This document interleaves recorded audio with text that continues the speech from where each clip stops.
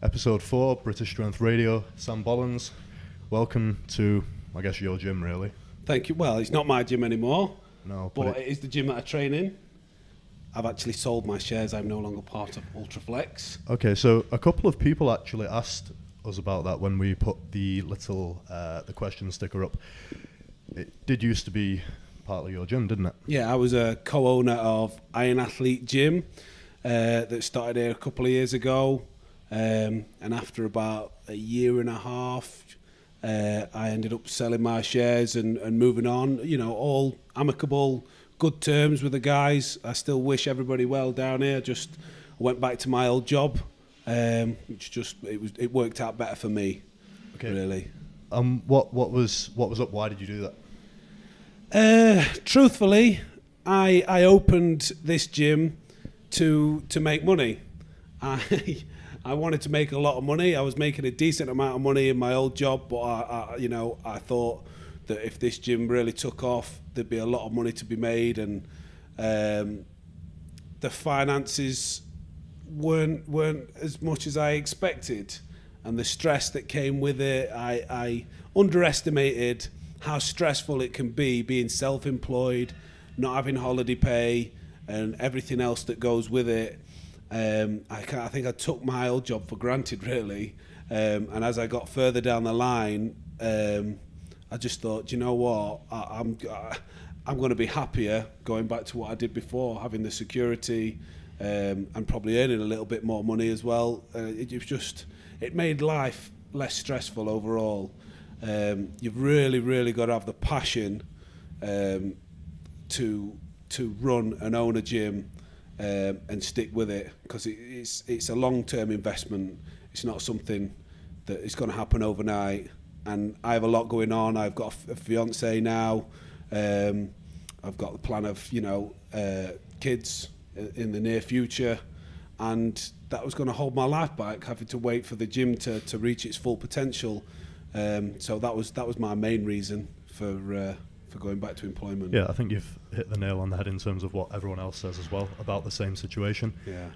I think there are a lot of people who train, powerlift, bodybuild, etc., who want to own a gym ultimately, but I think most of them, underestimate how stressful it is. Yeah, it was a steep learning curve. I left my job. I won't say I'd regret it, because I don't think if I would have passed up the opportunity to be able to have my own gym, I would have kicked myself for the rest of my life, and it would have been a big what if.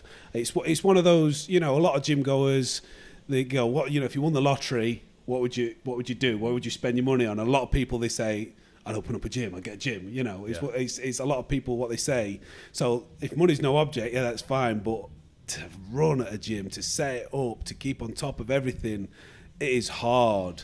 And unless you're super privileged, it's not going to take off overnight. Even between several people, was it that difficult? How many people did you have involved actually owning the place? There was four of us, so it was equal ownership, 25% each. That's probably why it was, because it was such a big gym. It's a 15,000 square foot gym, so I didn't have the resources to be able to do it 50-50 with somebody else. The only way it's feasible for me to be part of the gym of this size was for it to go four ways. So it took less money to set up, but it just ultimately meant there was more money, there was more mouths to feed when it came to taking any profit out of the business. Getting less of a cut, really. If it would have been a 50-50, and I would have had those funds initially to set up the gym in the first place, it might have been a different story. But I didn't have that kind of money. Yeah. So now Kuba, how do you pronounce his last name? I don't even know.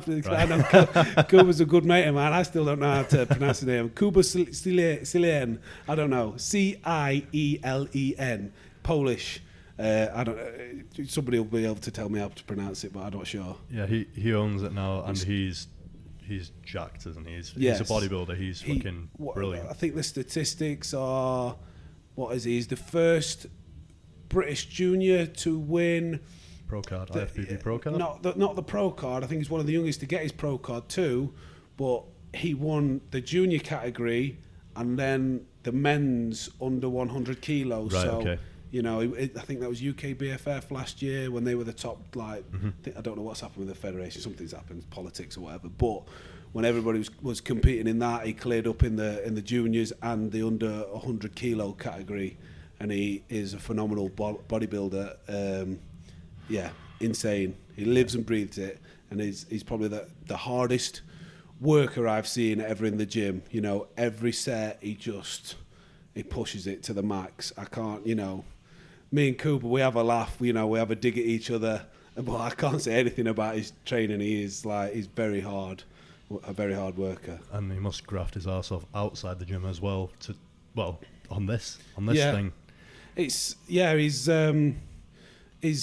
worked himself into a position where he's got his online clientele and his PT in, that he's got those avenues of income that allows him to be able to spread his time, where he's got the flexibility.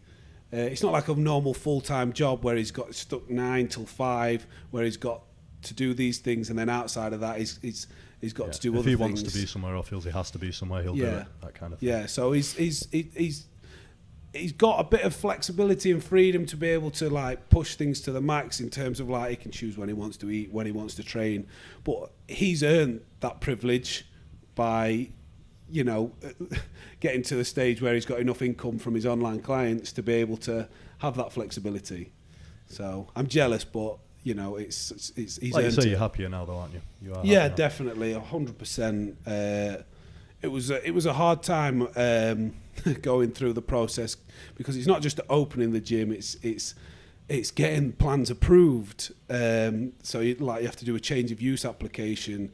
There's just loads of little things that you don't even anticipate how long it has to take. So I left my job way too early.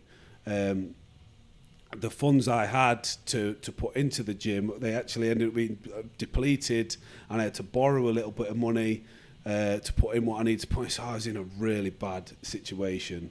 It was like a make or break time in my life where I just had to get my head down and graft and hope that it took off. And it did to a degree, but in the end I was just like, this is so stressful.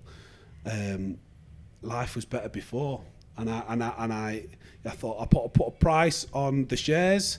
I approached the other guys. I said, look, this, you know, I want to move on with my life. I need to be financially freed up to be able to enjoy my life a little bit more. Move on with Kia, who's my fiance, and it just freed things up and just made life a little bit easier to live in the now rather than have to wait another 5 or 10 years. To then be starting to think, right, okay, I'll get a ring for Kia. So since I've sold my shares in the gym, I've managed to be able to put a ring on a finger. So I'm going on a couple of holidays. Thank you. Commiserations.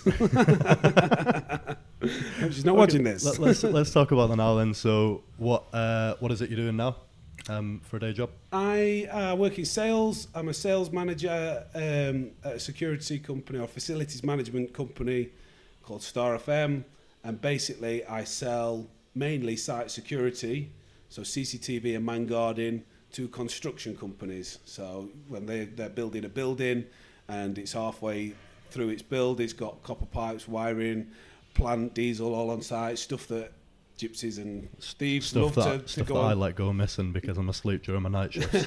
You're a security guard, and I like you. Yeah, I am. Yeah. We're linked. I sell the contracts to those guys.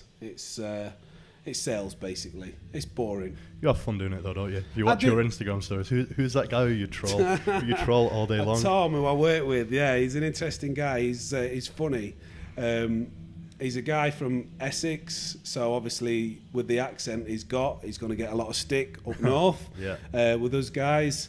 But yeah, we have a laugh in the office and it's a good environment. And like I said, I think I took that job. I'm very lucky that they took me back. This is the same company that I left before, and they gave me another opportunity to come back And it's something I'm okay at, you know. Like, it's just talking to people, being organised, and I find if you're kind of driven and motivated in your training, you can transfer a lot of that work ethos into your professional life. And I find that having the structure of training in conjunction with my work, you know, each benefit each other. I find so if you're driven, you'll do well in sales. Yeah, I've heard quite a few people say that, you know, who are at the top. Like, for example, Arnold, he's always said it, like, if you can work hard in the gym, you can transfer that into anything. Well, that's what he did. I think I read Dave Tate's book recently. He said the same thing. Like, he said so many powerlifters, like, he just knew people at Westside who, like, would just end up fucking broke, but he just said to them, you know, you can fucking, if you can get your head down and work hard, you're in control of your own life. You're in control. I'm a believer in you're in control of your own destiny. And if you're a hard worker, opportunity will come at some point for you to be able to pull yourself out of a rut if you are finding yourself in a rut. So I kind of speak from experience a little bit, because I was in quite a bit of a rut. But, you know, I got this job opportunity, I got my head down, I've managed to get a promotion already. And because I work hard in sales, you know, I'm earning money to be able to have a better life now. Yep. So I feel as if that's just down to me being a hard worker and having the work ethic. You do seem that way. You do seem like you give off the vibe of that you are a pretty conscientious person. I try to be, as much as I've got a reputation of being a bit of a troll every now and then. I believe I've got morals, and I try to be a well-rounded person, and I, you know, I've got beliefs in being a decent human being. It's more of an effort to be a dickhead than it is to be a nice guy. Well, for me it is anyway. I think being a dickhead comes more naturally to dickheads. So you were saying about having a better life. Obviously, you live at home with your fiancée, and you also have, is it one cat or two cats? I've got two cats. Both the same breed? I can't believe this is a topic. Both the same breed? Both the sisters, yes. Right, okay. Yeah, little sisters, Spike and Jess. See, I thought Spike was a boy, because Spike is most heavily featured, would you say? Depends who's. I don't know. On my Instagram stories, you mean? Yeah. Oh, hold on, no. I remember Jess now. Yeah. Black and white. There's more one black and white. There's more one blacker than white, and there's one more whiter than black. Jess is the one with the pink nose, who flops on her back more often. If you see me Instagram stories, you'll know what I'm on about. But if not, you just think, what the hell? I'll make sure I look out for the pink nose now. No, yeah, they're two. They probably think Spike's a boy because Spike's a boy's name. Boy's name, yeah. But it's because Spike looks like my old cat, right? Who was a boy, right? And I insisted we have to call him Spike because I was left heartbroken when Spike was left us. Oh, I can imagine you were. I can imagine you were, because you get attached to your pets, don't you? You really do. Yeah. Well, let's not dwell on that because I get upset. Okay, let's talk about Pro Raw then instead. The good stuff. Yeah. Pro Raw. So I just wanted to say to you, I've got a lot of respect for you for going over there, doing the whole thing of the 36 hour. It's a 36 hour trip, isn't it? Really? I'm sure someone mentioned it's about 30 hours. By the time you finish travelling to the airport and from leaving the house to arriving at your destination, it's probably 30 to 35 hours. Yeah.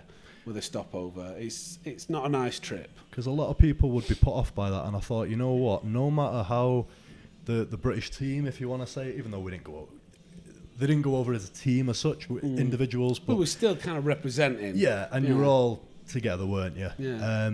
It's a lot of people would be daunted by it, by the price, by my lifting will suffer, this, that, and the other. I don't. The cassowary, do you know the cassowary, the bird? Can you imagine being attacked by one of those? Sorry, I've gone off on a tangent. I don't know this bird that you're talking about. Look up cassowary. I've ruined this podcast now, sorry. But this bird, right? It's the most deadly bird in the world. It's the deadliest bird in the world. Obviously, it's from Australia then. Yeah, it stands like 4.5, 5 feet or something. and its weapon is its toes, and it kicks, but it has really, really sharp toes. It like disembowels people. What, like a kangaroo kind of kick? Yeah, I think so. Yeah, that kind of thing, and it just runs very quickly. Well, if I would have known about that, I wouldn't have gone. But no, yeah, it was going swiftly moving on from the deadly bird. I imagine an ostrich now. I'm thinking of Roadrunner and that, whatever that. No, let's not get that. Anyway, no, I think they're similar, but like cassowary is a bit smaller, but they're more deadly. Is it? Yeah. Right. Okay. Moving on. Yeah. Okay. Pro Raw. Well, what can I say? That it was the most stressful thing for me was probably the cost. Right. You know, it's a lot of money to go over there. I only went over there for 8 days. Do you mind me asking how much? It probably cost me, all in all, for the flights, accommodation, a bit, and the spending money. I probably spent about $2,000 going over there. I finished second. Thankfully, there was a bit of prize money, so I got 1,000 Australian dollars back, which converts to probably £600 or £700. But then to bring the trophy home, it cost me over $300. So over a third of the prize money went on getting the trophy home. But wow. For me, you know, you never know what's around the corner. You get an invite to a competition like that. I want to test myself against the best. I want to go into competitions that have got a reputation for, you know, high judging standards, decent lifters, not decent lifters, but great lifters there. Yeah. And it didn't intimidate me that it was going to be a 30-hour flight over there or anything. I just kind of, I have I'm not arrogant, but I'm very confident in my own ability. I didn't think, you're like a just do it type guy, you know. Yeah, you just like shit happens, get on with it, do it. If it's there, you know, deal with it. Just be prepared. So I went out there 7 days early to make sure I was acclimatized to the jet lag and the time difference and everything. I made sure that my weight, it was a 2-hour weigh-in. I made sure that my weight was in the right place where it wanted to be. And, you know, I just prepped as best I could and did what I thought, you know, I could do on the day. And it was a great result in the end. I didn't get all the numbers that I got hoping and aiming for, but it didn't turn into that day. It's the first competition, I don't want this to be disrespectful to any other lifters who I've gone against in my weight class in the UK up to this point, but it's the first competition I'd had to do where I couldn't just chase the numbers. Mm-hmm. It was about positioning. So I couldn't just think, right, according to my training, my third lift should put me here. Let's go for it. Because I thought I had to be thinking, if I don't get that, I'm going to give 10 kilos away here. And that, because it was so tight, in the end, between second and third, there was 5 kilos. Wow. Yeah, so... And did you have someone with you kind of helping you pick your numbers? My coach, I've got known as Australian strength coach, probably more popularly on Instagram, Sebastian Oreb, or if you know him, everyone calls him Baz. I'll call him Baz from now on because it's just a bit weird. There's too many syllables in those names for me. Baz was there and he lifted the day before. And hats off, you know, he handled me the full day after. I've got a lot of time and a lot of respect for Baz. He had somebody there, the same guy who wrapped his knees.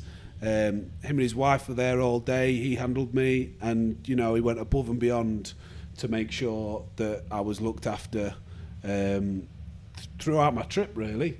So he handled me and helped me on the day, which helped a great deal. It was obviously I didn't want to be wrapping my own knees over there with everything else that they're dealing with. Yeah, and do you think it kind of takes something away from your deadlift? Is that why you wouldn't want to wrap your own knees, or is it the timing, or obviously because it's multiple things. I do think that I have an issue with grip as it is. I've dropped, I think, my last 4 PB attempt deadlifts, which is starting to get quite frustrating now. So obviously grip when you're wrapping your own knees is fatiguing. It always pumps my hands up. 2, I can't wrap as tightly as I want if I'm doing it myself. And 3, I just get knackered.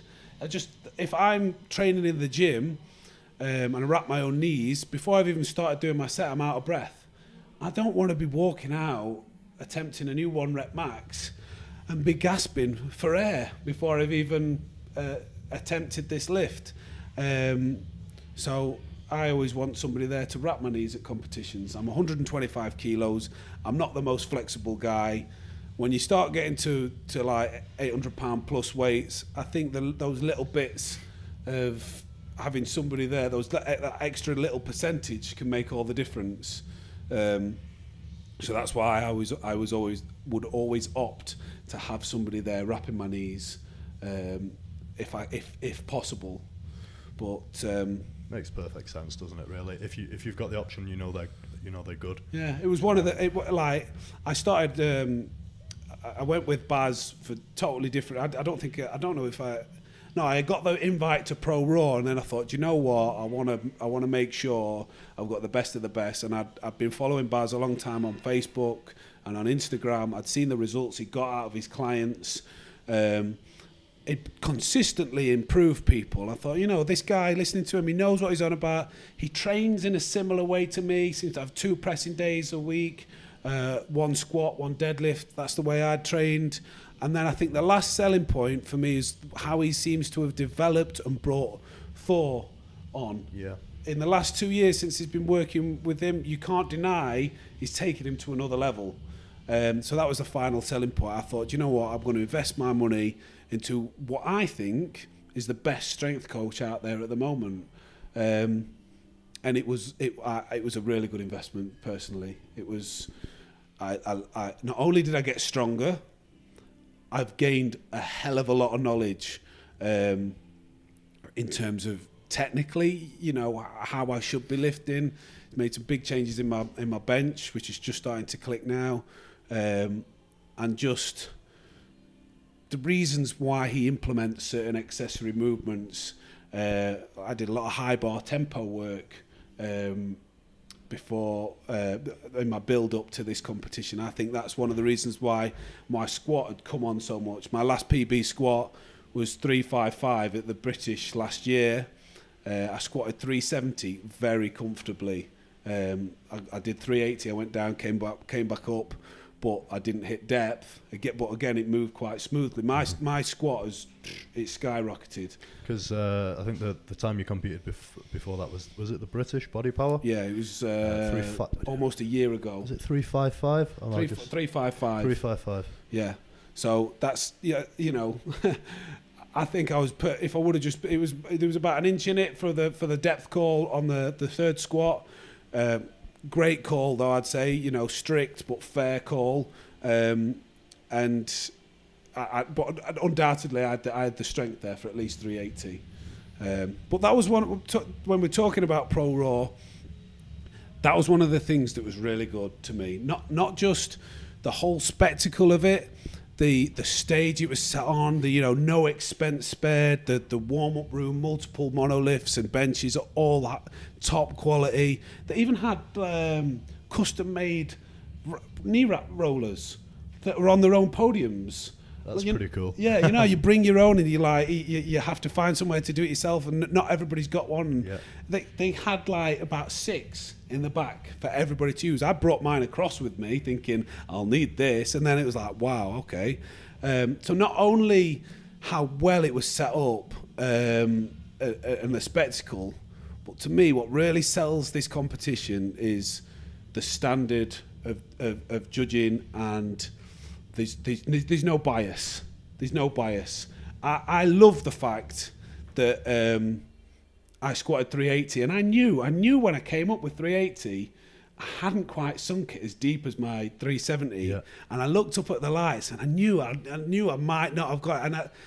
And no disrespect to comps at home, if I probably would have squatted that to that depth at home, it probably would have passed. But yeah, I'd rather have... There are some decisions that you look on video, and it's not always that's not always to say that you can tell by the video, because they're shot from some bloody obscure angles, aren't they? And it's like, I just love to see more of these squats shot from the side that people do in general, just like, but like you say, sometimes you kind of think, well, the judge has seen it as he or she has seen it. They can't all be biased towards someone, because, you know what I mean, not everyone's going to get that bias, but like you say, mate, sometimes you think, how was that passed? Yeah, it's a really taboo topic to talk about, judging and lifts passing and whether they should or shouldn't. And if you ever say anything negative about anything, you're a hater, or you're just disrespectful to either the lifter or the referee. But this is something that I have quite a strong opinion on. That's why I would much rather all my lifts know that they are 100% legitimate and have maybe a 50-50 call not given, than have something that's 3 inches high on a squat be given, and then have to look back at it for the rest of your career. The rest because of your life type thing. I'm really passionate about powerlifting. I might have a joke and a laugh a lot of the time on social media, but this is something I put a hell of a lot of time and effort into, and I'm deciding whether I'm going to talk about a certain topic. Screw it.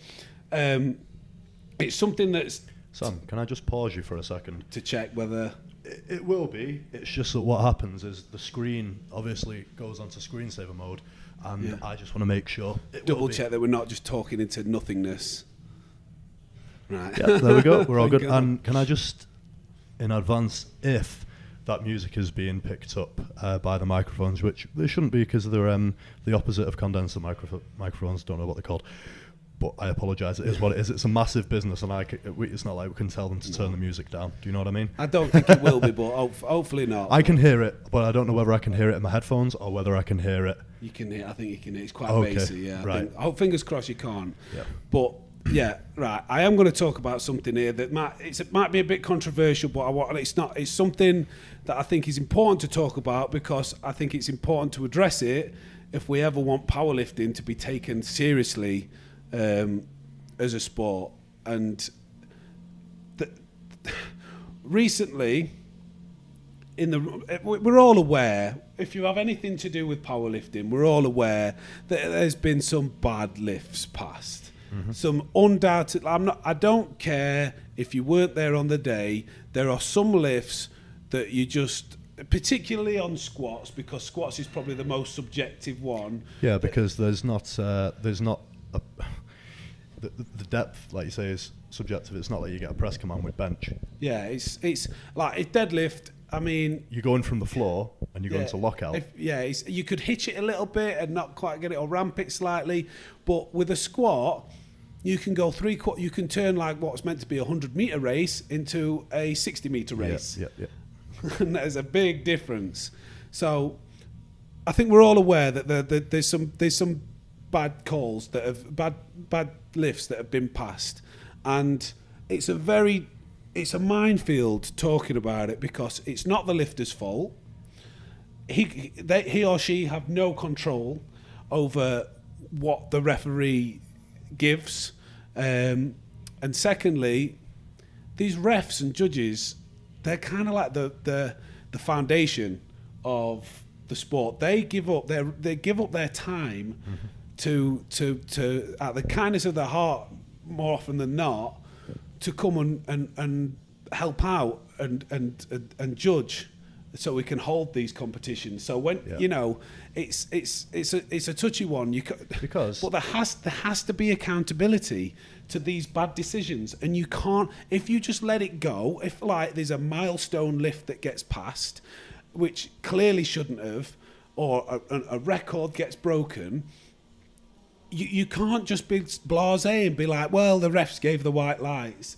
No, because then powerlifting is just a joke, and because everything else that has been done on the platform with that federation means less. Because you are then judged on the standard of that one really bad lift that passed, and everybody else assumes, well, if you squatted X amount and that really high squat got passed, then you probably can't squat that to depth. Yeah. Which, as much as you might go, who cares? I care.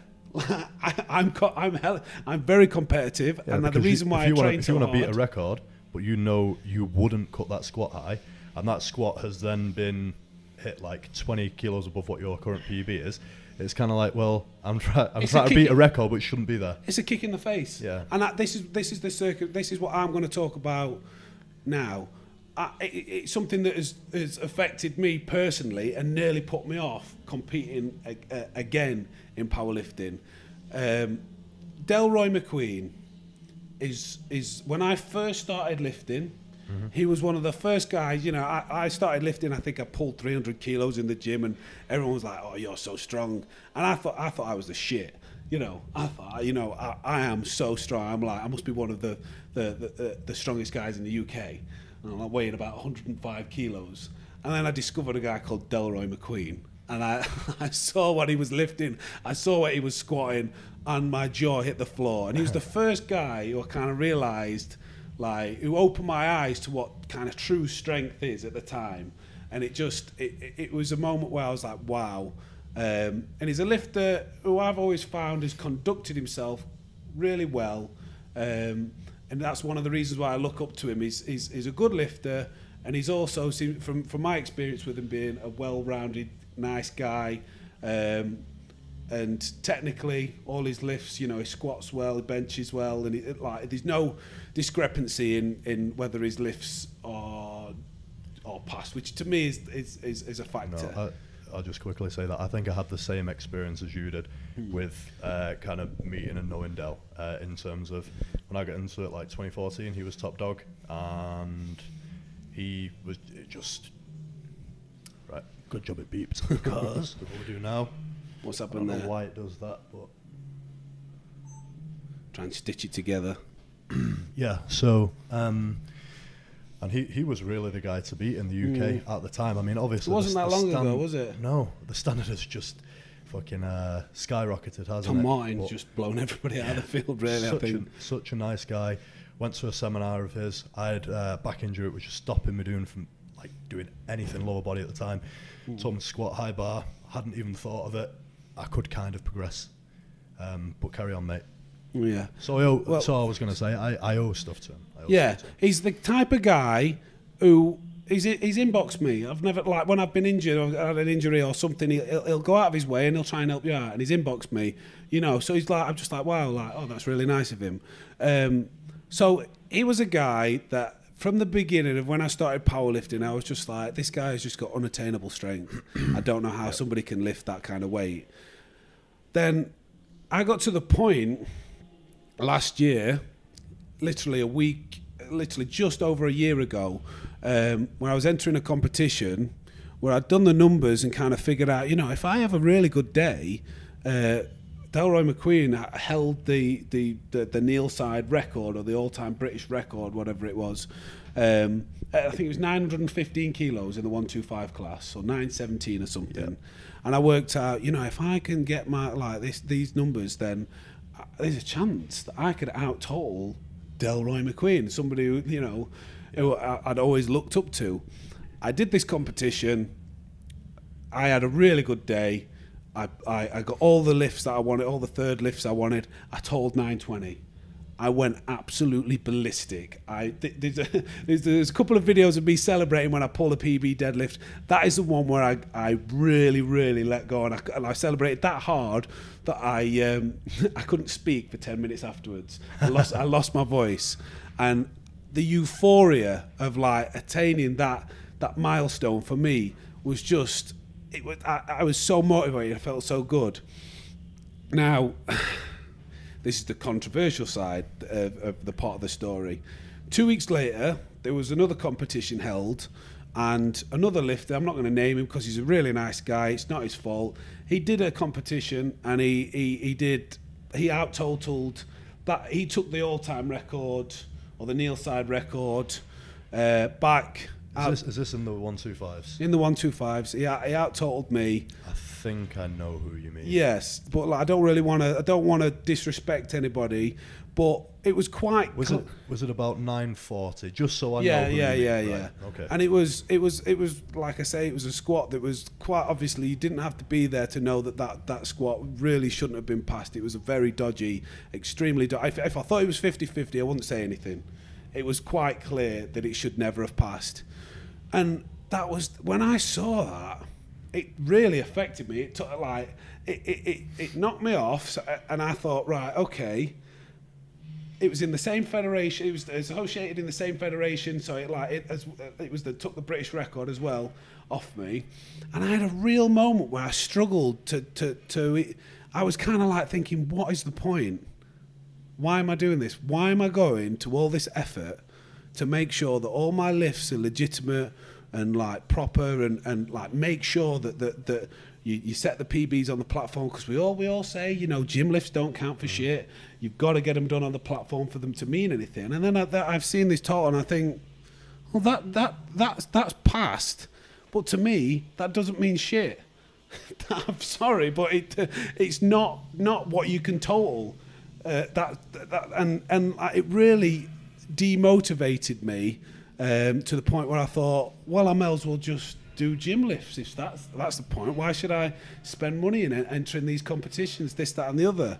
And I ended up having a few private conversations with other lifters, and I kind of I had to pull myself out of the rut because I love doing it, and I came to the opinion that unfortunately a lot of all-time British, a few records, particularly the all-time, have been soiled to the point where now, unless I've seen those lifts performed and these totals, or they've been performed in notoriously strict federations, I don't count them. I don't count them. Because from the few that have passed, it means everything else means less. So I've come to the opinion of like, I don't care about all-time records. I've got the all-time record back now. I've done Pro Raw, and I know that my lifts were all spot on. But I kind of think, do you know what? Forget about that. When you become strong enough and good enough, this is only on my own personal level. It probably doesn't affect 90% of powerlifters out there, but on my own personal level, once I've achieved a strength that's kind of like eyebrow raising worthy, you don't need to have an all-time record. You know, these are they don't. Once you're strong enough, people will take notice, because we're all trying to like kind of we work hard to get stronger, and we want recognition. I don't know whether you do, but I do. I want recognition for being strong. I feel as if I can get to the top of this, and I want people to recognise I'm the real deal. That's my own. That's my aim. So I think once I don't need to have an all-time record to do that. Once they see the weights I'm lifting and how I'm lifting it, that's when they'll be like, this Sam Bollands, you know, he's the shit. Well, being able to respect yourself as well as having other people respect you, I think they kind of go hand in hand, because people aren't daft, are they? People know what's good. People know what is good. People will. I think powerlifting is one of those sports that people talk about. It's very much a social media sport, whereby it's not televised, so of course it's a social media sport. People respect what's good. The vast majority of people respect what's good, respect the records that are good.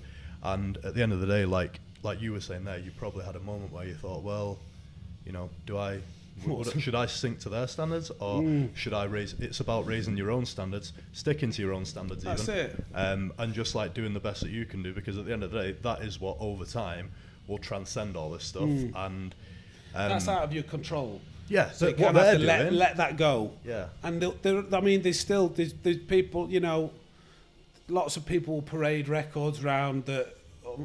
Getting into another that kind of aren't that meaningful, and to the people who matter, or the people who know who you really want to seek recognition of, they'll know what's worthy and what's not worthy, and it's just maybe it's a little bit frustrating to see at times that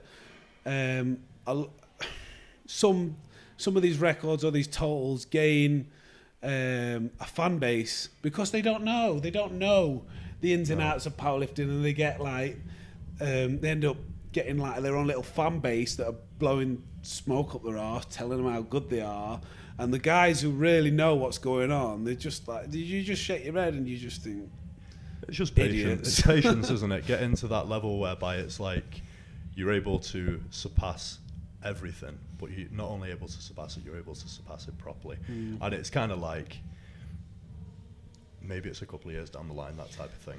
Do you know what I mean? I don't think, I can't see this changing in the future. I mean, for me personally, just to stay motivated and enjoy what I'm doing, I just plan on getting that strong that I don't need to have those I want to be. Ultimately, it might sound silly to some people, but I want to be the best in the world. I want to get to a point where the all-time legitimate, I don't know, 125 record will be mine, and it'll be mine, and I will know that I've sank my squat, I've paused my bench, I've hitched or ramped to deadlift, and that will give me the satisfaction of. That's where I aim to get eventually. I'm not saying it's round the corner, but it's good that we have the same goal, I guess. Yeah, we're in the same weight class. I mean. Yeah. You doing pro row? Not pro row. I'm doing the Irish Pro. Yeah. Irish Pro, bring it on. It'll be good. Your first time in knee wraps? Not my first time. I've squatted in knee wraps before. The first time in a long time, though. In a long time, yeah. I think I did 900 in wraps and then just kind of. To be honest, I've been looking forward to competing against you. I think, you know what, when you said that you were doing that and I knew that you just totaled 962, I thought, good, because if I know there's probably a couple of other good guys, but like, good that there's more competition. Yeah. Do you know what I mean? Because like realistically this year I wouldn't have been able to afford to go to Pro Raw. I didn't even consider going. But if it's a pro comp, you want there to be some good fucking. And I think, honestly, you know, I think depending on how you progress, depending on how I progress, it'll be a good little battle. I don't think either way we're that far away from each other right now. It's kind of hard to say because depends I've not how put well wraps you on. take to knee wraps and what you get out of them. I think our bench and our deadlift are very similar. You don't have any issues with your grip, so your deadlift's probably a little bit ahead as long as you don't fall over. You know, one of the guys backstage at Tattooed and Strong said that to me, and I was like, "You sly bastard!" Just the way he said it. What? It was just so fucking cold. It wasn't like directly pro. It was the day before it went. I don't know whether it's just his demeanour, and I was like. Was this Jim? It was not Jim. No, it wasn't Jim. Do you know what they got me with though?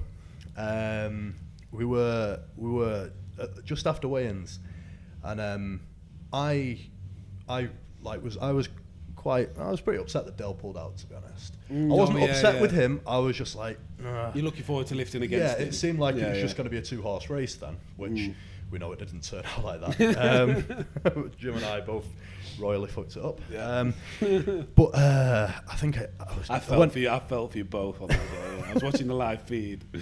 I went over to Dave Beattie and Andy Bolton just to say hello, and I said, he was like, "Oh, have you heard about Dell?" I was like, "Yeah, it's a shame." Whatever. I was, he makes he's been there every year. Yeah. He's a big name in the sport. He's done a lot. He's been around a long time, and he's a nice guy. So he's someone it's good to lift against. And they said, but it's a good job they've got Tom to take his place, isn't it? And I went, I just tried to look really. I was like, "Oh, Tom Martin, good." And then they could tell they got me, even though I was trying my hardest. At what point did they let you know that they were? Oh, pretty much straight away. They just both fell about laughing and. Game over. Fortunately, at the moment, it's game over if Tom Martin's involved. I think Tom Martin's doing Irish Pro. I think his name's down. Right. There's some big names. If you're not, there's like apparently Zahir is doing it again. Yeah, it was Eduardo, who beat me at Pro Yeah, Raw. I know Edward is. It's a while since I've looked at the list, but kind of going up and down. It was like some lifters hadn't confirmed. It was just all the ones who'd been invited. It just said Zahir, and then there was nothing next to his name. But he just he easily squatted 400 recently, didn't he? Yeah, it's split into under 100 and over 100. Yeah. So, and then there's something on Wilks, isn't there? Yeah, I think you get it's €1,000 for the Wilks, €1,000 for the best total outright in either class. So the main things that people are bothered about, really. Yeah. Biggest total. I mean, there's no weight class in the jungle, is there? Although I will be sticking to the 125 class because I have my own personal goals. Yeah, I don't want to get. I'm struggling to get above that anyway. So yeah, I've got a lot of room to play with. I've weighed 123 at Pro Raw, 2 hour weigh in, and I had a Domino's pizza the night before. So, and I'm dieting at the moment. You fucked it. This is almost turning into like an in-person version of. Do you remember that video that you did, calling me boring? Oh, the call-out videos. Yeah, they were good. Yeah, yours was shit, and then I did mine. Proper cleared up. I just kind of thought, I hope I beat him. I really fucking hope I beat him. What happened? What happened? I fucking bombed. That's what happened. Oh yeah, you didn't beat me. I didn't beat anyone. No, yeah. Literally, if you would have gone on the platform and pulled 60 kilos, you would have beat me. I think I came fourth. I dropped my last deadlift for second, and Graham Hicks was just. He's good, isn't he? Yeah. Hats off. You can't. I knew. Thing is, we all knew coming into that. Unless Graham Hicks did something silly, it was his to lose. I don't know. I mean, I was optimistic about myself. I don't know whether I was you wore a suit, and yeah, so you were going. I mean, logically, that should have worked quite well in my favour, but it just didn't. And well, sumo plus suit. And there was Will. There was Will as well. He all his gym lifts looked really good. Even on the comp plates and comp bar, they looked really good. Maybe for 400, and I was like, well, if I don't shape myself, then he's gonna potentially beat me. There was a lot of variables on that day, and there always. I think that when there probably was Tattooed and Strong as well. That was probably the most unexpected result in recent history. Yeah. But I've got Shane Flowers. It's Shane Flowers, isn't it? Yeah. On my social media, he's coming on really well. He looks like he's going to be only a young guy. He's only 25. Yeah. He's good bencher, good deadlifter. Squat needs to catch up, but if it does, he's going to be a force to be reckoned with. Again in the 125 class. Yeah. I mean, it was an unexpected result, but I've got to respect the guys who actually played it as a competition more than anything. Because I said, afterwards to Martin Brown, I said, it was actually quite funny that you were better off opening lighter on the day and maybe not having as big expectations, because then you saw Jim and me both mess it up and go, oh, hold on a minute, now I'm playing for the win. Do you know what I mean? Yeah. That was what was just unexpected, and you had then 3 guys. I think you had obviously Shane Flowers, Jamie Williams, and I don't know if Matt was playing that game. He was trying to pull 800, wasn't he? He was just going for it, I think. Matt, yeah, he's pulled 800 though, and he pulled 375 or 370 in competition. Yeah, I don't know. You're not sure what happens. You don't know all the ins and outs of the prep, but it was definitely an unexpected result. Entertaining to watch as an unbiased spectator. It wasn't entertaining for me. Not for you. I think that's the first time I've seen you properly pissed off. From what it looked on the, I think on the second attempt or the third attempt, there was a moment where the first time I'd seen you actually give a reaction. I think you swore or something. Yeah, it was Jim on the sideline. What actually happened was on the third one where I knew I hadn't got it, I went a little bit lightheaded anyway, so I was stumbling back, and I just kind of went fuck. But because I was stumbling back and lightheaded, I just kept going fuck. Do you know what I mean? I was trying to get my words out, but the same one just kept repeating. Nearly passing out. And then Scott Monroe kind of caught me. But then I just realised that I kind of alluded to this on the last podcast, and I won't go too far into it, but I just kind of thought, shit, that's the weekend over now. That's not just my lifting over, but it's the whole weekend. Got to drive back up north So to where I'm all not these from. emotions, post-competition blues had hit you like Oh no, literally, as soon instantaneous. as that deadlift hit the floor, I knew I was like, and I know it's, you know what I mean, it's not the end of the world by any means, but I was just kind of like, oh no. Yeah, just like that feeling you get at a certain point. Well, in fact, you work weekends, but for me, a certain point over the weekend, there's a certain time on a Sunday evening that you're like, ugh, work tomorrow. It's just And you're thinking, I've got 1 hour, I've got 2 hours, Yeah. then I need to be in bed. Yeah. And then it's back to reality type stuff. Yeah, so we went off on a tangent there. I can't We remember. did. Sorry, I think it might have been my fault. It usually is with deadly birds and stuff like that. I think we might have been talking about competing against each other. Yeah, and we're talking Irish about Pro. the Irish Pro. Yeah.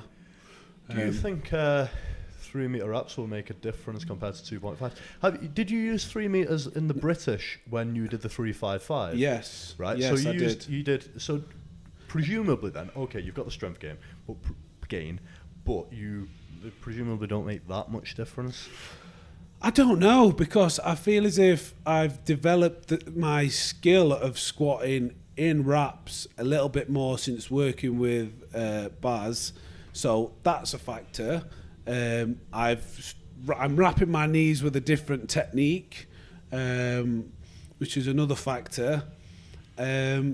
So it's very hard to say how much of a difference it will make. We'll find out when I start putting knee wraps on, because you're allowed 3 metre wraps. Yeah. I will be using 3 metre wraps. I've got some tasty numbers in mind, so I'm not going to give half a metre away to the competition. If everybody else, you know, it's a level playing field. Obviously, I got some 3 metre reps a few weeks ago. Only just tried them out. Very stiff though. I need to learn how to get that last rev. But yeah, if I can get those cranked on, I think they'll make a difference to what I used to do with. Just put them on nice and loose. That's the key. Definitely some admission that. So what I'm a numbers big you after? threat What numbers you after? there. Me? Yeah. Squat wise, what's your PB? At the moment, 370. 372.5. Okay. What about bench? In fact, you've benched 500 pounds. Yeah, Haven't you? I want to go like quite a bit above that, and I think I can, because I feel like after my last comp, I maintained it quite well. Whereas I normally have like a bit of a lull for whatever reason. You know, it's been such a long time actually. Maybe it's been almost a year, so there's no reason why I can't get close to 240. Yeah. What I tend to be able to board press, I normally be able to press at comp, and I think I did like 235 recently. And then deadlift, mate, I'll be quite honest, I need 400 kilos. 400. I need 400 kilos before the end of the year. Yeah, you give me a good run for my money, I think. Yeah. I've got to be honest, my squats this morning didn't indicate that anything good was going to happen. You're so like, what were we, 25, 26 weeks out though, I think. Yeah, no, at the minute, like I need to get a way of squatting that doesn't fucking destroy my knees. Were you getting tendonitis? Yeah, or? I've had it for a while, and it seems that. Sorry, this podcast is becoming so. I'm trying to keep it away from me. I will ask you a question Well, I in a did ask you. second. I did ask you the question. You did actually. You did. No. Basically, the only way for me to stop it is to do like a typical low bar sit back squat. Problem is, for like just my own reasons, I want to transfer into being able to walk all my squats back, which I'm going to have to do in training anyway because I don't have monolift. Yeah. So I can't fucking walk with low bar. I just can't. It's like I'm just stuck in the mud type thing. So it's just a minefield. Like I can walk with high bar, but realistically, after a couple of sessions doing it, my knees are just destroyed. Like Your knees getting from high bar. From high bar, yeah. Yeah. Obviously, there's a lot more load on the quad. Yeah, it's just crazy. It's just the quad tendons just become I've very started inflamed. developing a bit on my left quad. So you know, I'm sure I'll sort it. I will sort it. But Don't try too it just hard. got me down a little bit this morning. You know, when you have those sessions where you're like, Yeah, you I'm never going to you achieve probably do anything. shit. You probably bomb. I'm used to it all from you, mate. I love the mind games. Right. I was going to ask you, right, going back to where we were about the refs, the things getting passed which shouldn't be passed, vice versa, this, that, and the other.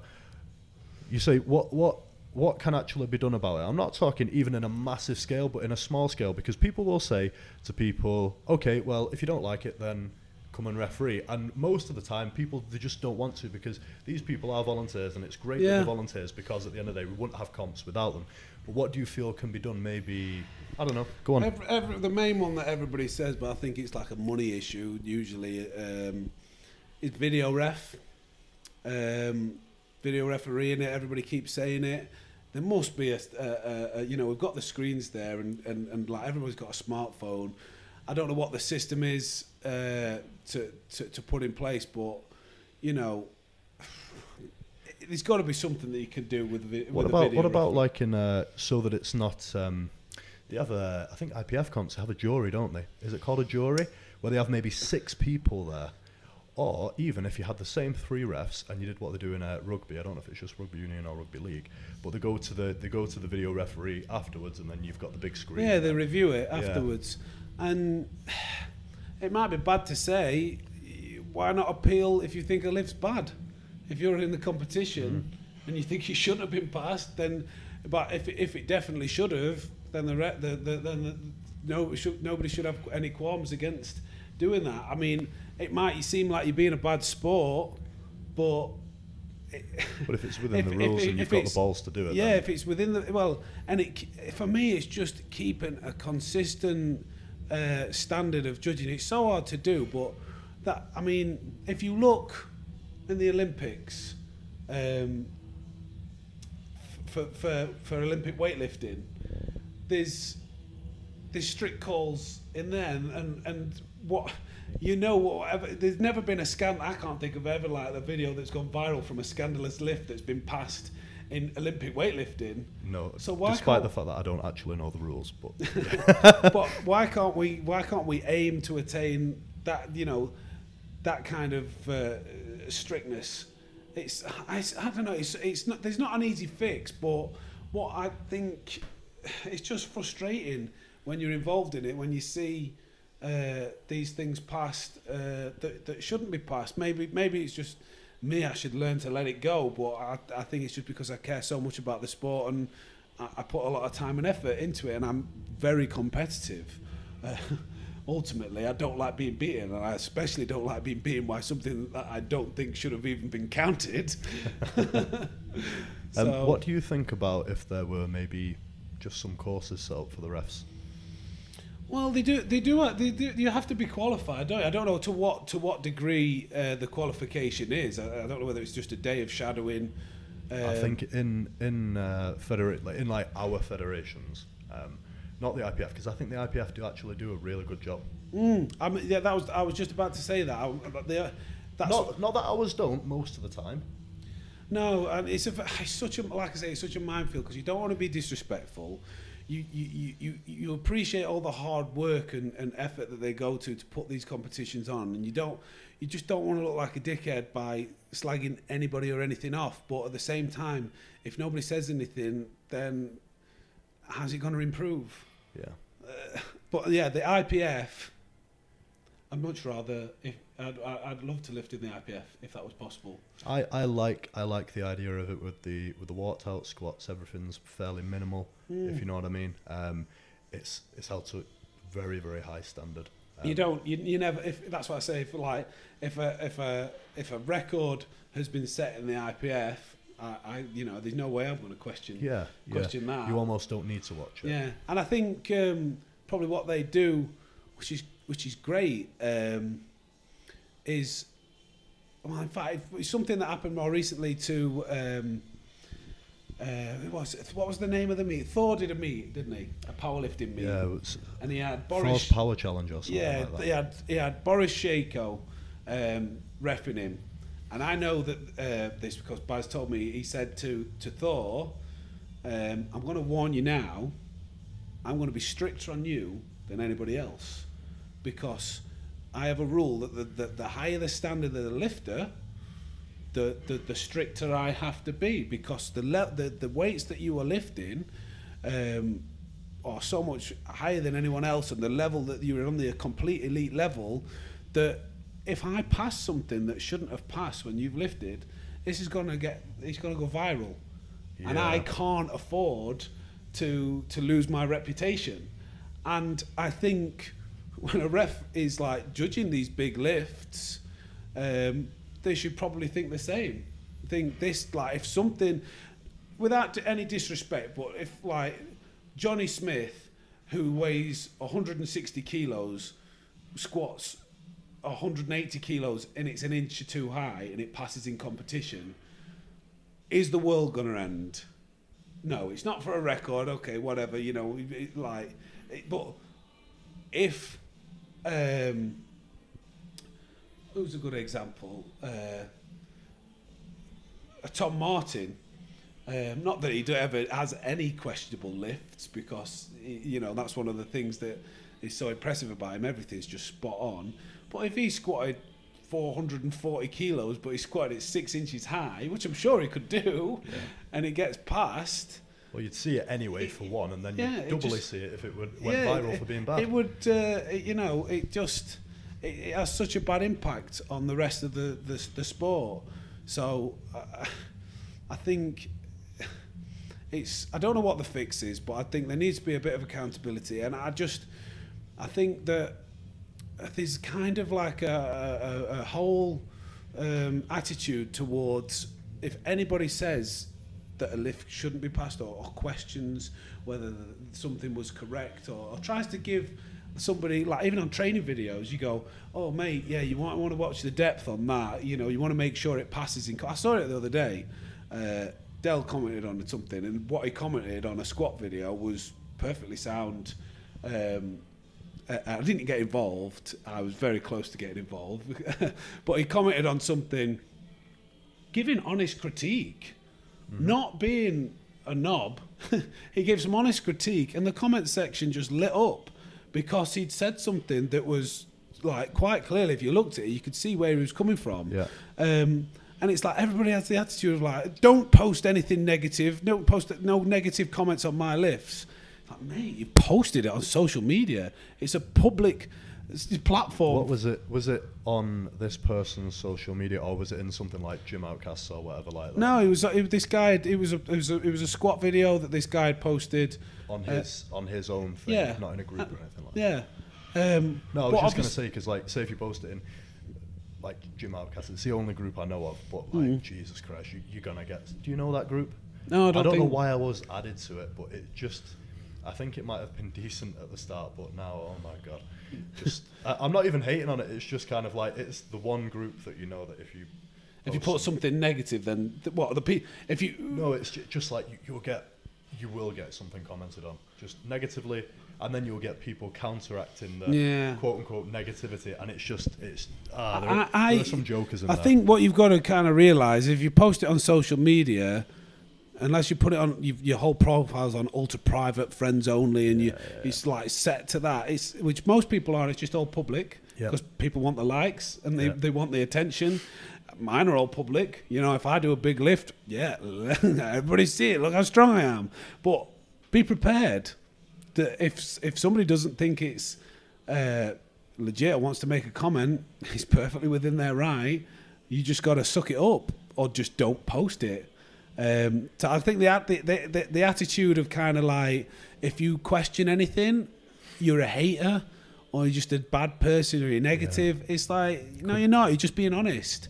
Potentially helpful as well. Yeah, I mean, I've voiced opinions before. I rein it in these days because people just get so butthurt so easily. But people have accused me of being like a bit of a hater. But like, for me, I just say it how it is. If anybody knows me or like in the gym, if you ask me whether that lift was any good, you'll know. I won't bullshit you. You know, I'll tell you what I think. But it's not because I don't like you. It's because I can't be. I have to be honest with myself. Yeah. So, I'm like. In fact, prime example. When we went into Pro Raw, I knew that my squat. I always know that my squats, the depth of my squats, are very on the line. I'm fully aware of that. I'd never really sink my squats. It's always on the line. It's probably just in when I squat, and I was aware of that. Just when you squat, not in any other situation. No, right? no. Like I call it the belly acre when hands are out. No, son. Anyway, love you, Kia. And the belly acre loves you.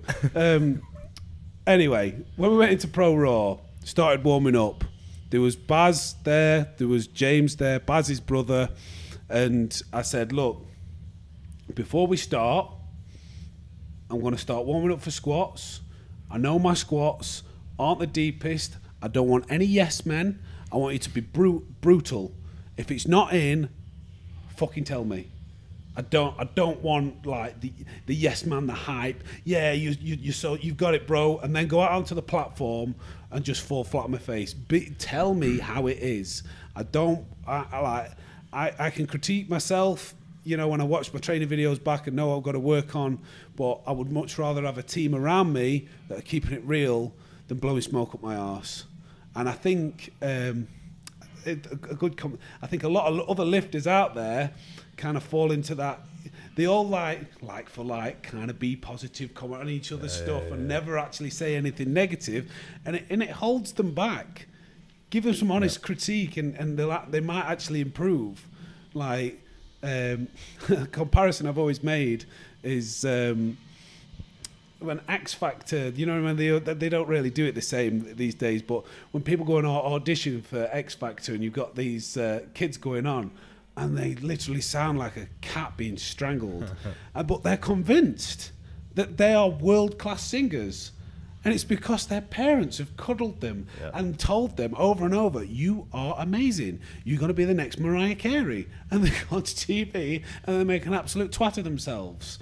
They're the best episodes, aren't they? They're brilliant. They're the only ones I've ever watched. Like, I'm not interested in. And you can see it happening. You know, you can see this happening because people post all their training videos. Yeah. I'm watching this guy and I'm like, he thinks he's going to squat this much, but I can't wait till he's disappointed in competition. Like you say, you can predict it after a while. You know who the gym lifters are, and you know who the comp lifters are. And it's always the people who come out with 1,001 excuses after as to why X, Y, and Z didn't happen.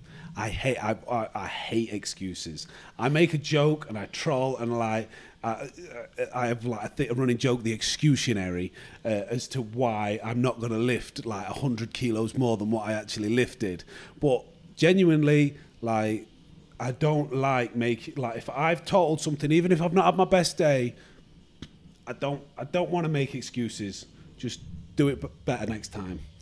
But I think that's what that will, having that attitude will get you a lot further than being like, oh well, you know, I had tummy ache the night before, and it's always everybody's always had flu or been ill the week before competition. Why? Why are you? There's got to be like some of you are full of shit. Sorry, but you know. Yeah, I mean, I've got to be honest. It's happened to me once, but I totaled 900 on that day. I felt like utter shit, but I totaled 900. You know what I mean? Yeah. So luckily I didn't have a bad day, and then start making the excuses. But like you say, it's it's just a lot of the time it's better to just accept that not every comp is going to go great for you. And like 90% of the time it's like, no, you didn't have all these things that went wrong with you. You just weren't strong. You just weren't as strong as what you thought you were. Because even if you did have something go wrong, unless it's kind of catastrophic, you can normally do all right. Because it's there. You've got it, it's there. Yeah.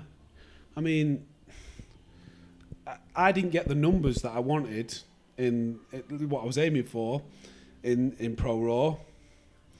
But I got a decent placing in the end.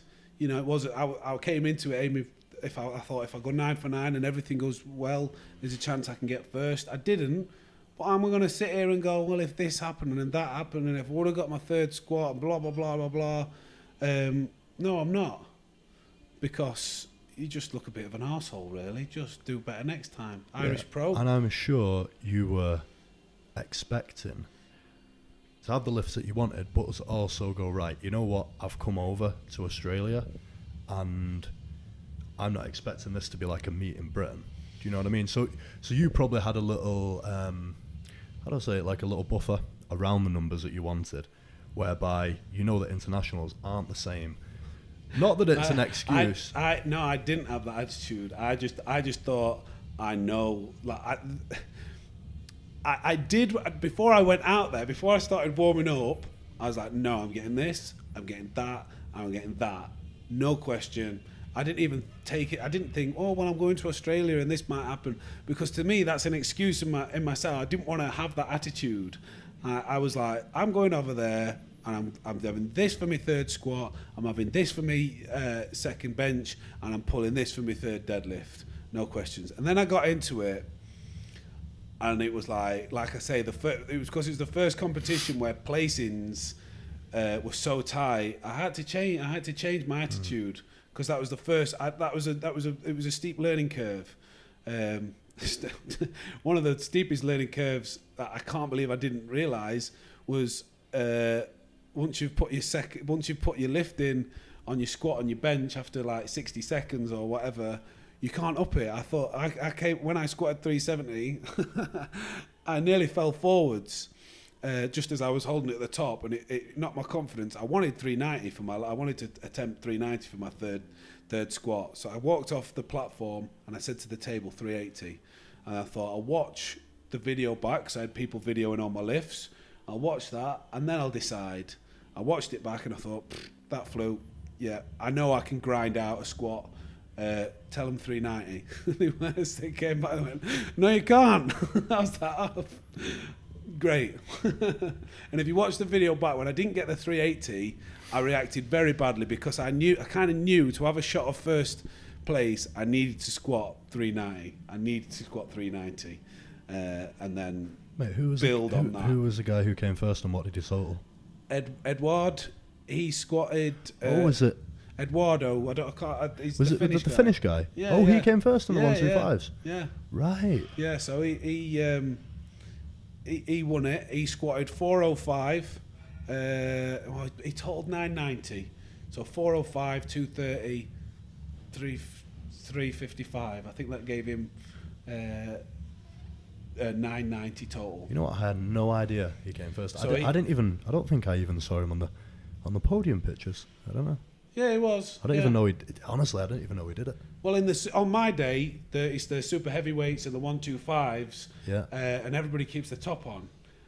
Because normally on the Pro Raw, you see Right. everybody's topless.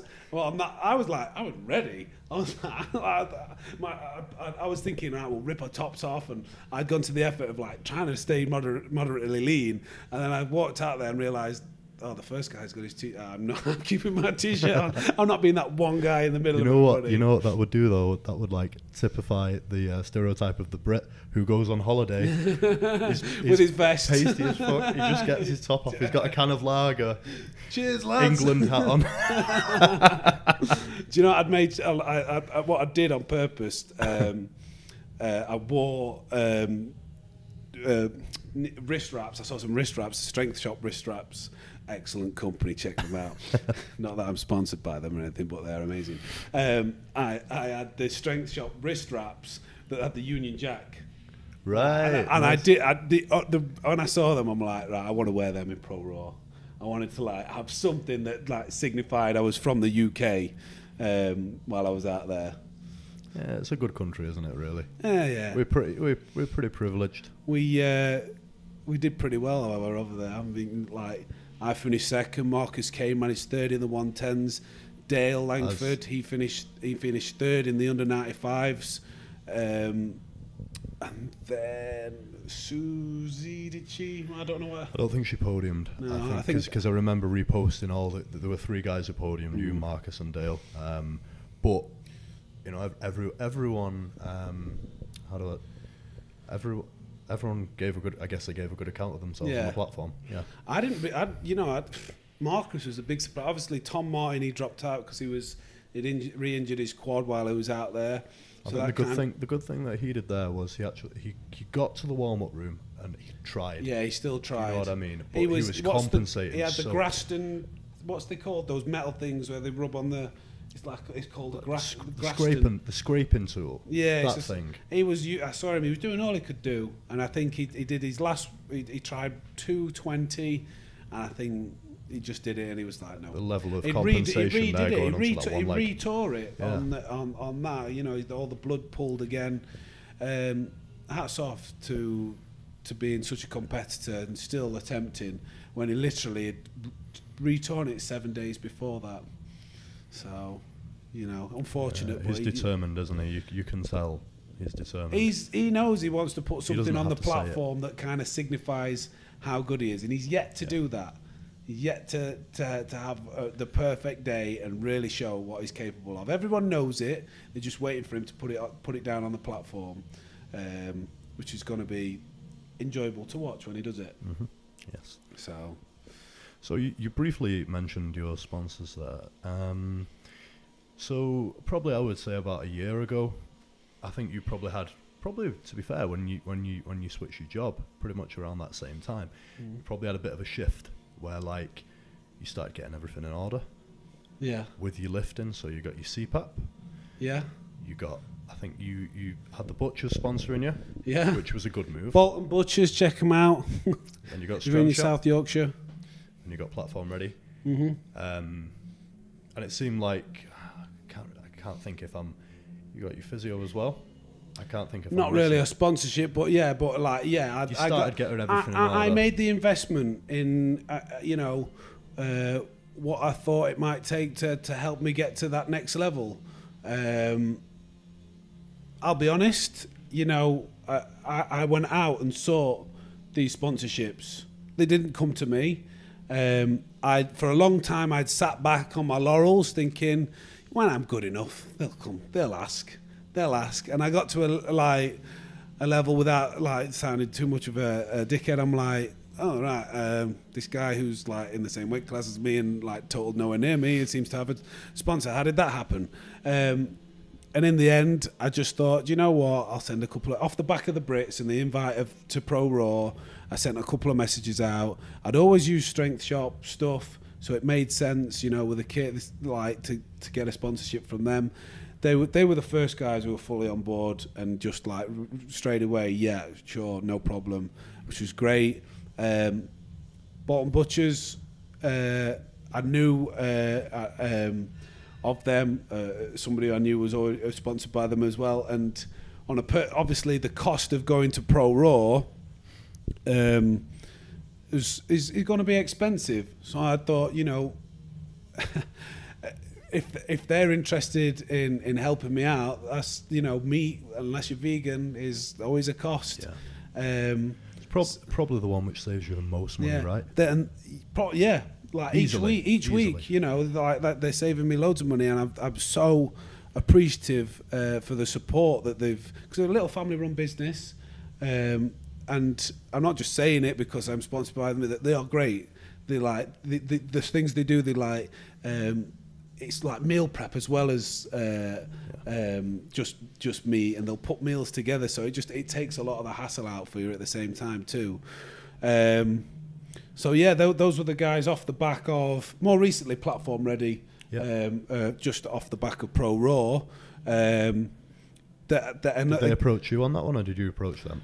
There'd kind of been an offer put there before, and I reapproached them and said, because if I really cringe this really, but I want to do Pro Raw again next year. Uh-huh.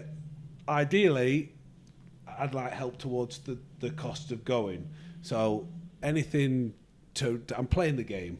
I'm Platform Ready or a company that I've really what they do for the sport, the root foundations and everything, and their core beliefs are everything that I buy into. and they've got a good following. So if you, it's all, I help them a little bit, maybe they help me a little bit with raising my profile. Who knows? I might get help towards the cost of going out to compete at Pro Raw next year. It's something that, you know, I have to swallow a bit of pride to say that, but if you don't ask, you don't get. And when I'm, you know, I've just proposed to my missus. We're in the process of buying the house, saving up a deposit for the house. There's a wedding that we've got to save up for, and there's also kids on the horizon. 4 of the most expensive things, like all encompassed in one. So, like, if anybody was, you know, if I can get any help towards taking the financial costs, the stresses out of competing, it's going to help me go further. So yeah, I'm like, I'm not. I'll be honest. Like I say, I can't lie. I'm not going to be like, oh, they came to me because I was awesome. Right. You know, they were begging for me. You know, I went out there, I asked, and I think a lot of people do that. You know, more than what you'd expect, and it's. Unless you're like really, really like, I don't know, Tom Martin, I'm sure he gets people like offering to sponsor him because he's just like absolutely world renowned, top level at the moment. He's the main man in the UK. But these other lifters and different levels of lifters that, you know, you see them, they feature on your local newspapers or news station. Like Look North is one of them. I don't know what, like, you know, you have you have BBC News at 10 and that. What's your regional like news? Ours is Look North. I have no idea. You don't know to watch anything else. I watch British Strength Magazine podcasts on repeat, nothing else. And I subscribe to British Strength Magazine at britishstrengthmagazine.com. Yeah, nice plug. So you see, I think the people, you know, they promote themselves, and you've got to play the games to say, not be. I mean, it's hard for me to say because it's not something that I was comfortable doing at first. But in order it's reciprocal, isn't it? At the end of the day, a sponsorship deal isn't something that you've just gone and begged for, and that it's kind of this glitz and glam thing that everyone else sees it as. You've literally got a deal with someone. It's like they're almost your employer, whereby. You've got to try and give them as much back as they can. People have like jokingly said to me about trying to take the mick maybe out of posting about Bolton Butchers or always tagging Strength Shop and these other sponsors. I'm like, do you realise what they're doing for me? Do you realise like I like how that's so insignificant what I'm giving back? From my opinion. It's the least I can do. So of course I'm going to try and promote them. That's if you're privileged enough to get a sponsorship, give them something back. That's what it's all about. You've got to offer them something. Yeah, I don't think any of those people saying that would turn down the opportunity to get everything that you're getting for now for nothing. They would not turn down the opportunity. No. So they're probably just saying it out. It's probably a bit of a laugh, but at the same time, like maybe a bit. I don't know. Bitterness, I don't know, but or just they just not thought it through. They just not thought it through. I guess that's what it is. So I'm going to ask you a couple of questions now that we got from our following on social media. Oh God! To be honest, 7 inches flaccid.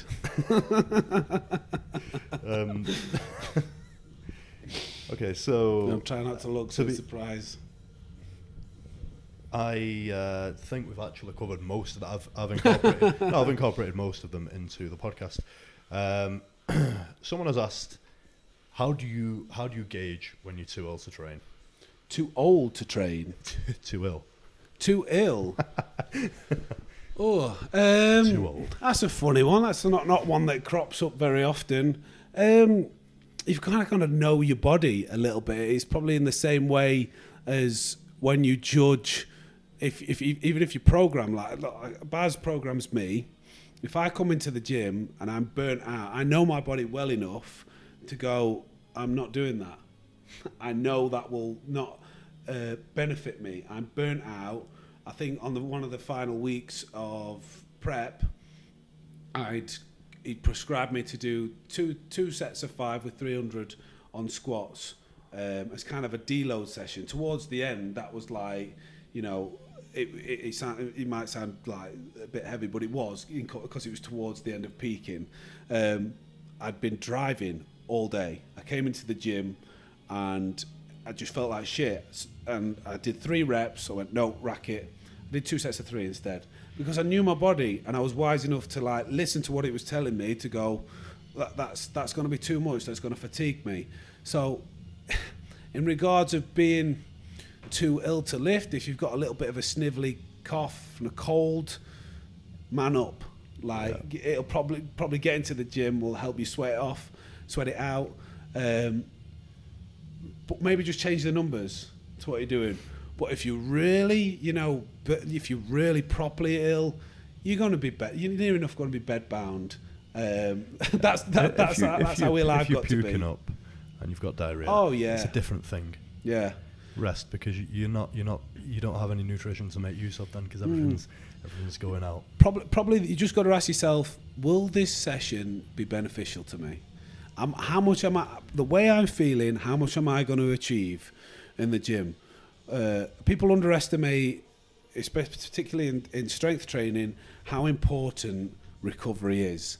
You don't get stronger from lifting heavy weights. You get stronger from recovering from lifting that heavy weight.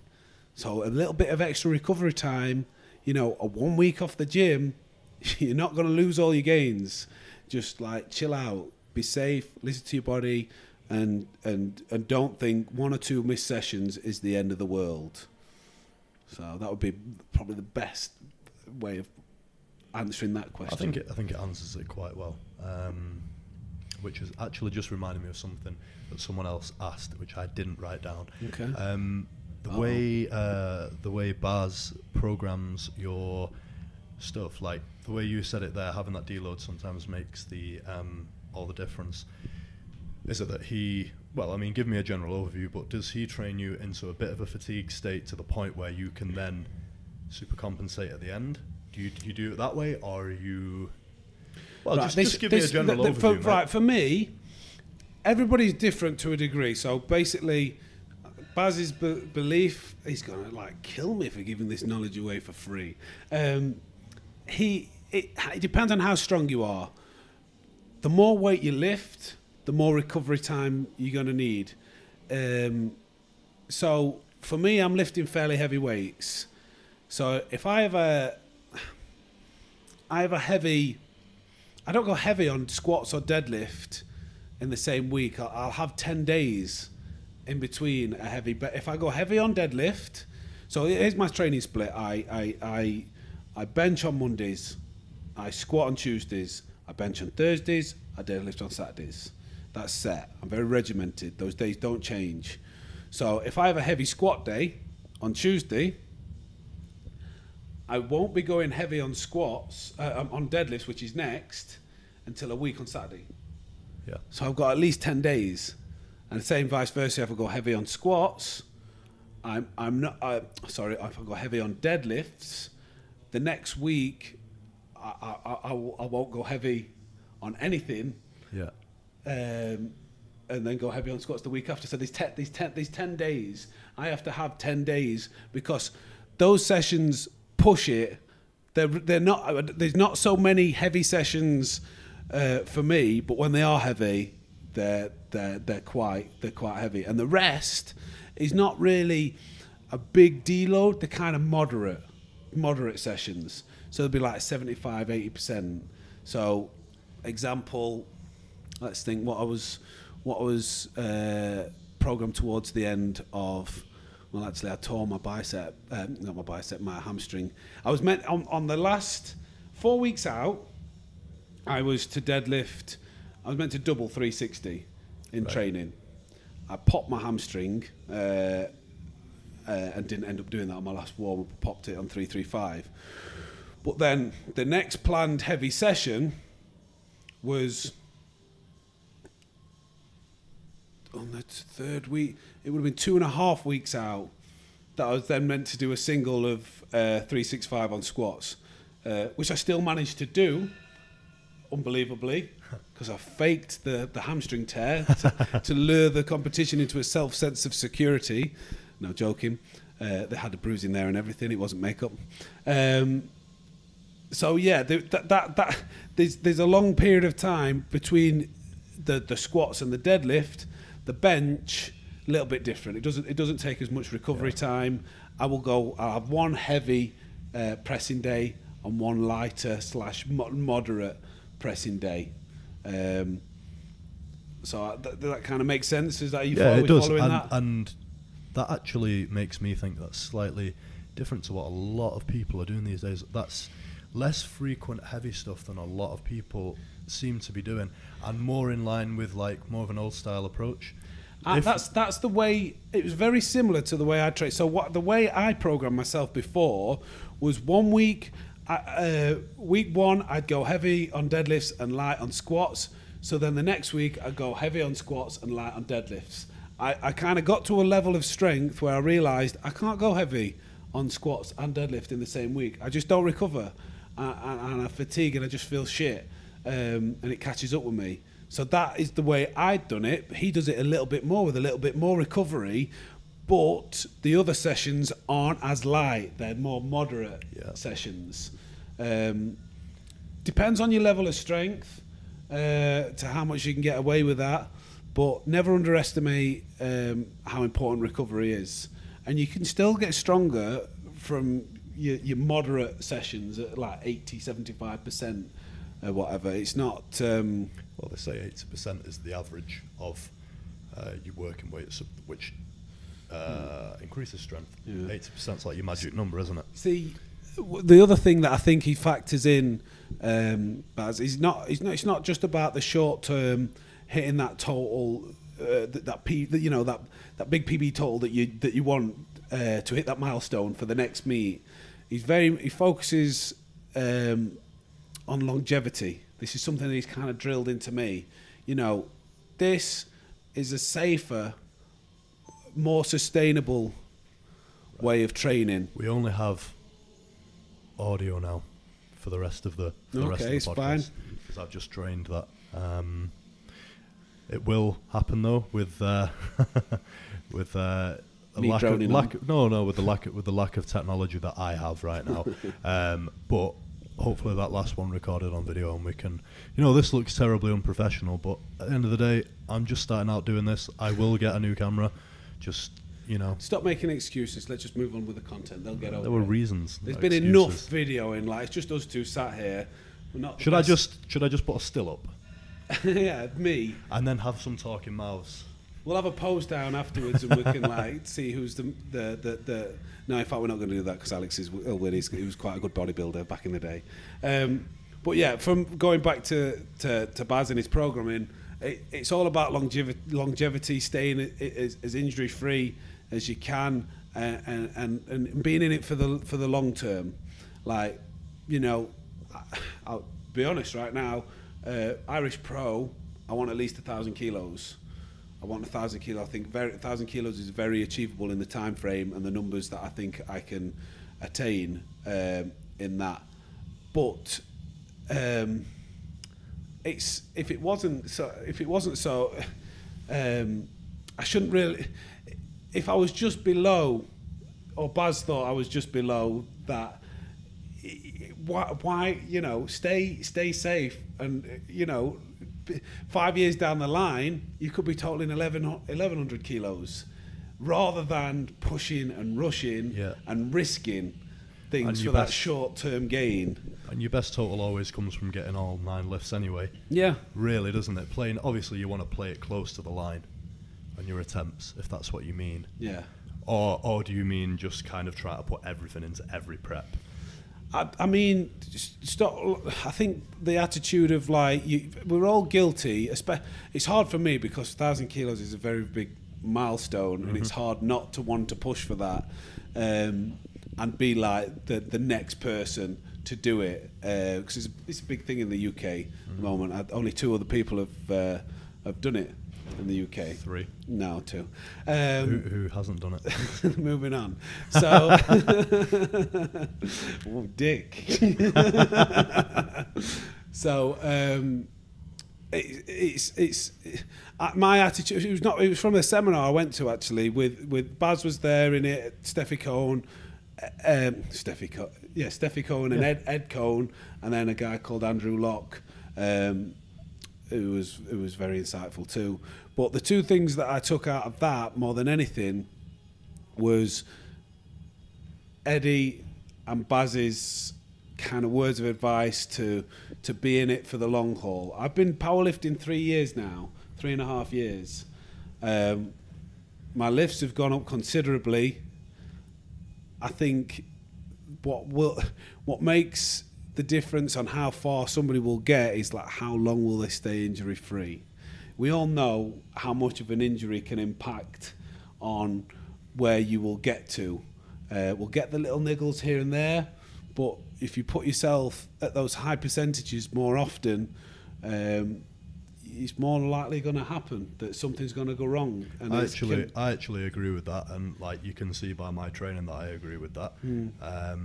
I go heavy infrequently, definitely compared to like what my 1RM would be. Do you know what I mean? I totally agree with you there, mate.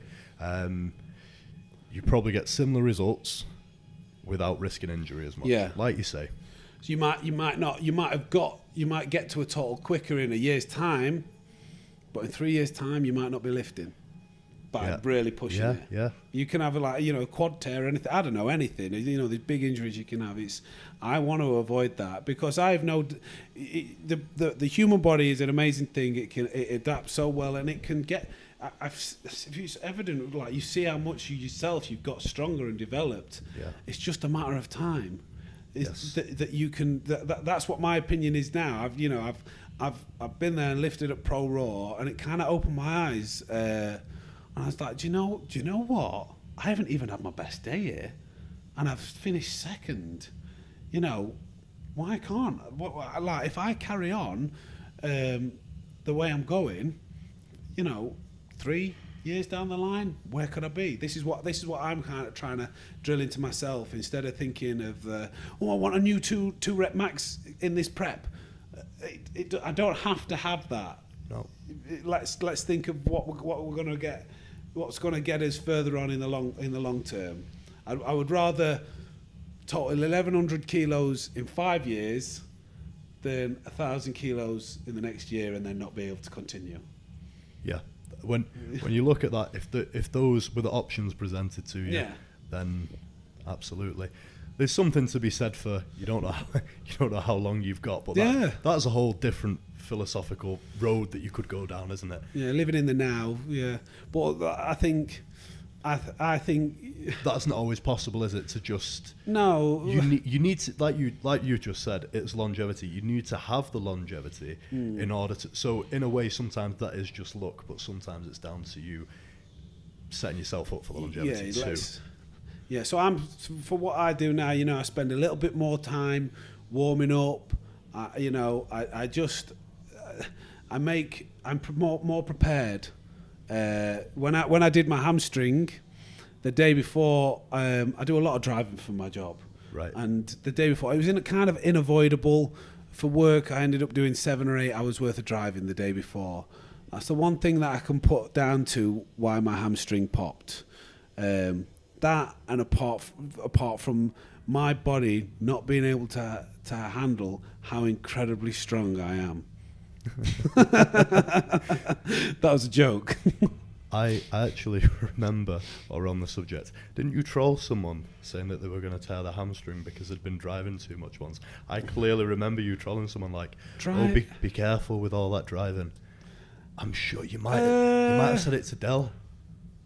I hope not, because he ended up at Andy Bolton. You know what? He did. You definitely said it to someone. I might have on his way up to the Andy Bolton deadlift challenge. It could have been oops. But karma came back anyway, so you can't feel too bad. It got me. Still pulled a PV though. You did. Your deadlifts look really good. I've watched them back a couple of times. Look shit. While we're on that subject, mate, what I know you've been asking around for grip training and stuff. What did Baz say about it? How does he program you grip training too? I've asked his advice, and one of the things he'd come back to me with was one of the things I was already doing. It's something that Dell had recommended, and it's, I think Lawrence Charley is the person I've seen doing it. I don't know whether he's I don't think he's the inventor, but it's how you like to call the behind the bum, up the bum barbell holds. And to be fair, I'm sure Jim coined that term before I did. Probably, but yeah, that was one of the. He's given me tips and advice on what grip training to do. But it's obviously. See, I seek advice on specific things where I feel as if people have the most experience within. So I want to hear from guys when I ask that kind of advice that have suffered with dropping deadlifts themselves and are lifting similar weights to what I'm lifting, because no disrespect, but the difference between 300 kilos or 700 pounds to 800 pounds, total different kettle of fish. I didn't drop a deadlift. I pulled 350 in a competition, and I stupidly said, I don't know how anybody could ever drop a deadlift bar. They're so grippy. The next competition I did 352.5. I dropped it, and that's when the issues started. So I want to hear from the guys who have handled these weights, who've suffered with grip problems, who've been dropping deadlifts, and then have put something in place that has fixed that and improved that. So guys like Andy Bolton, he managed to hold on to 1,000 pounds, but he had dropped deadlifts previous to that. Yeah, he dropped like some of his videos close to 900 pounds, and he'd increased his grip strength to be able to hold on to 1,000 pounds. So he's one of the key guys who I'll probably listen to more than not. There's a guy called Pat Morrison, who's won Pro Raw 6 times in the under 95 kilo class. He's the guy with the headband on this time. Yeah, I know what you mean. Yeah, I've got him on social media now, and when I put a post up asking for advice, he tagged me in a post he'd done, which was like kind of individual. You kind of pinch grip training, but each individual finger at a time. Your thumb and your pinky, then your thumb and your wedding finger, then thumb middle, thumb index. Training each one, starting with literally like you'd probably need microplates with your thumb and your pinky finger to begin with.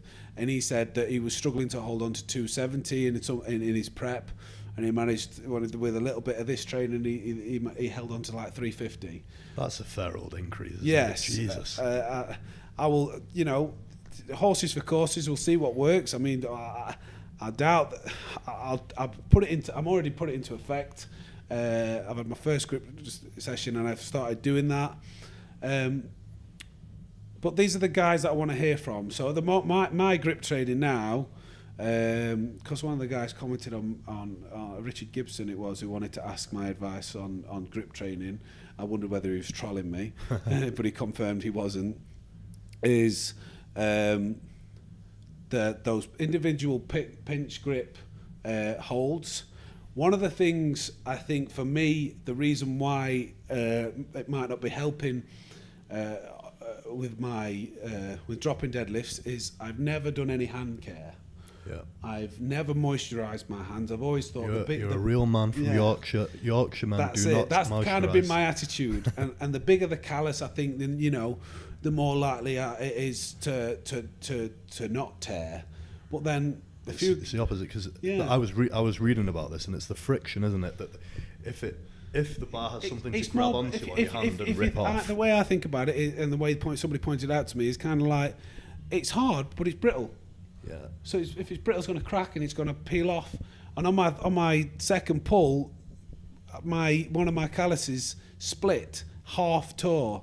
And that's why I only went up 5 kilos for my next attempt, because I knew once that had started that I was going to struggle to hold on to anything else. So hand care, sanding my hands down, moisturising, making sure that there's nothing there that's brittle or hard that can then come off. Because you get to a certain weight, you're not just gonna. Nothing's got. It's not like you can hold on to 380 kilos and nothing's gonna move an inch in your hand. Something's gonna give way to a degree. You just don't want your skin to tear. Behind the bar, behind the bar, double thumb. So it's just double overhand, but thumbless grip. Thumbless grips now. I did do it with my thumb before. Andy said, do it with just your fingers. You know, you're not going to drop the bar because your thumb's going to let go. So I've started doing that. 10-second holds is what I do. Right. Because if you think about it, you grind out a deadlift. It can take a few seconds. It's about 10 seconds max that you're going to be holding on to that. And then double overhand shrugs. Yeah. Just with thumbless again. You can't beat a bit of trap work, can you, as well? Yeah, might strengthen the upper back a bit, but also those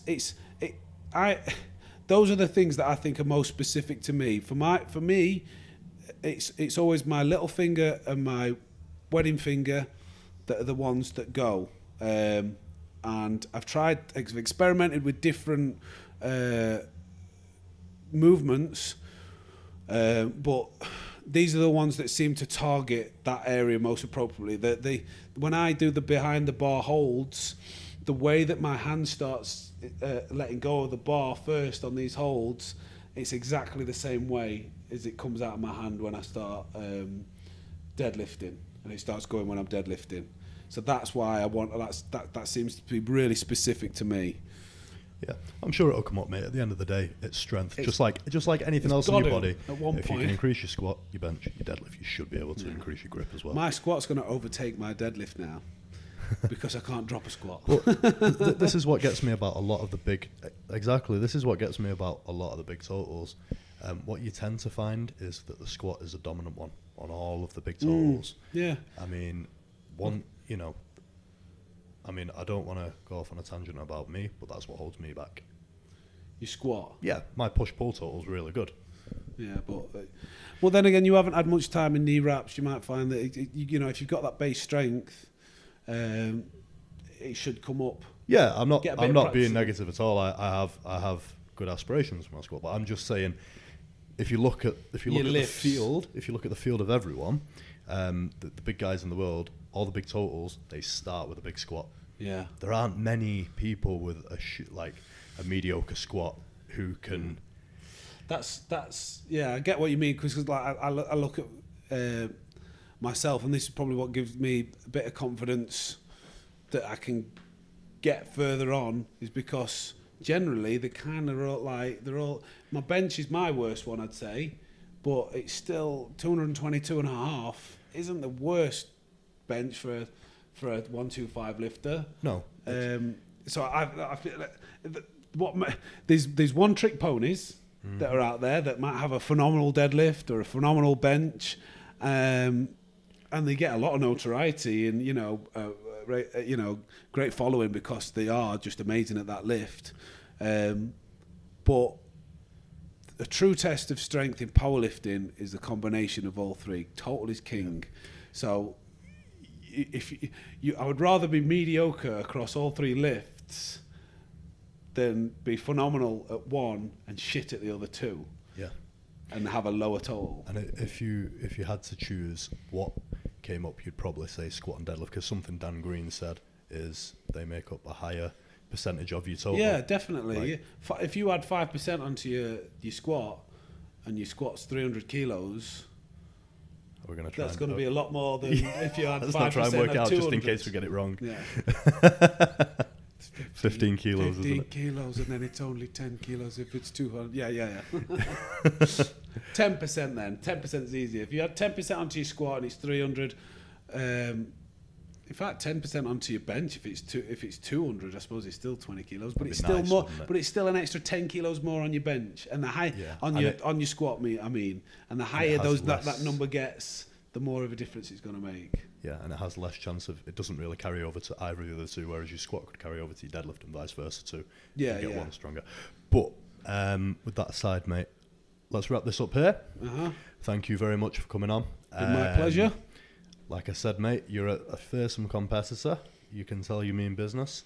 It'll be good to meet you in competition at the Irish Pro. Yeah, and, we haven't shared a full power meet platform together, have we yet? No, we've not. And I think that, I'm sure you'll agree, it's good for the sport that like this actually happens. These guys. Yeah, there's some good names coming together and clashing. It's going to be a good day. I can't wait to win.